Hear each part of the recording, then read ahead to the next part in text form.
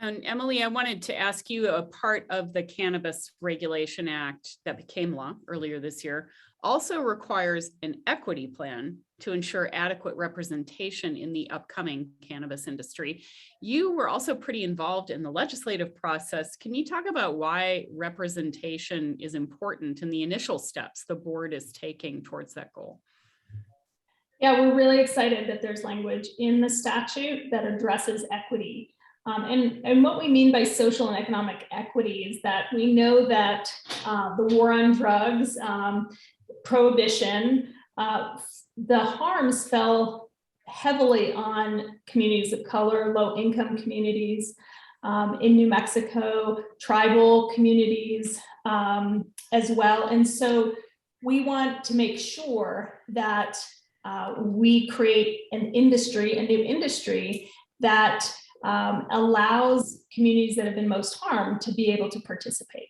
And so part of the statute was we are charged as an advisory board to provide recommendations back to CCD on policies and procedures to promote and ensure that there's participation in the new industry by New Mexico communities.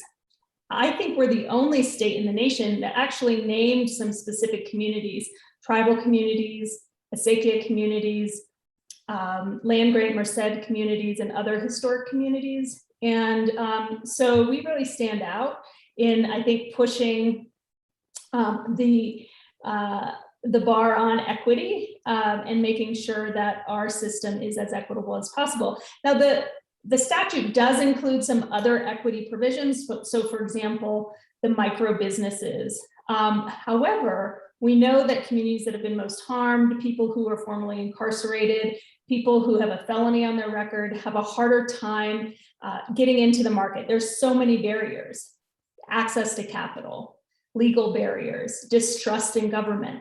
And so we're hoping that the plan we come up with will actually define a social equity applicant, and we'll be making recommendations on how to support those equity applicants, from technical assistance programs to recommending that the legislature appropriate dollars on things like revolving loan funds for equity applicants.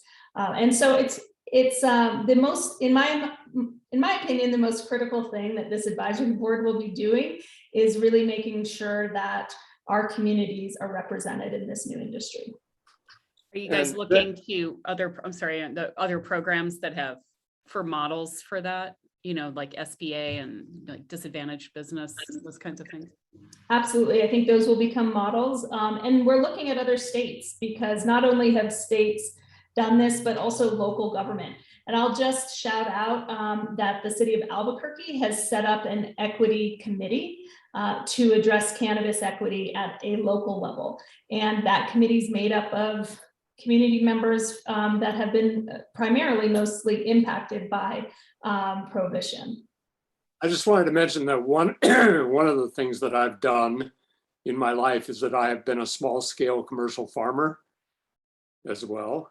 And there's certainly a lot of enthusiasm in the small farmer community in northern New Mexico, and I imagine throughout the state, in being able to participate in this new market, but that they feel, for all of the reasons that Emily mentioned, potentially that they may be overwhelmed by the larger producers and manufacturers.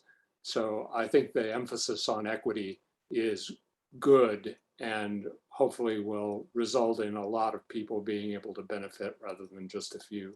Emily, to follow up on the equity portion, the Cannabis Control Division did add some specificity on the equity issue through rules and regulations.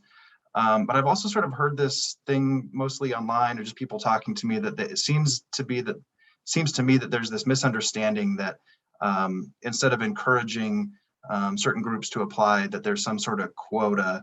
Is your reading of that the same, that it's not that they have to approve so many people from that group, but it's an encouragement to get those groups to apply?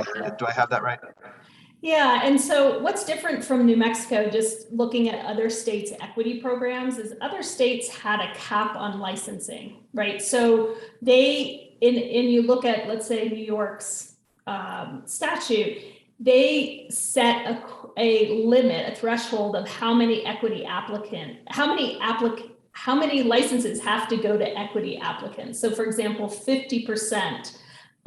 So they've set that in statute. New Mexico is different in that we have no cap on licenses. And in fact, that might benefit us from an equity perspective in the long run. Anyone can apply. So what the rules and regs that you referenced, Andy, there's just a goal that's set there. It's saying of the applications that CCD gets, the goal is that at least 50% are equity applicants. Now, there are many other steps to support those equity applicants. So there will be programs and procedures set up to support and how we define an equity applicant. So our advisory board is charged with making recommendations on what criteria will be for equity applicants. So it's not a quota. It's really a goal that's set to say, we hope that at least 50% are equity applicants.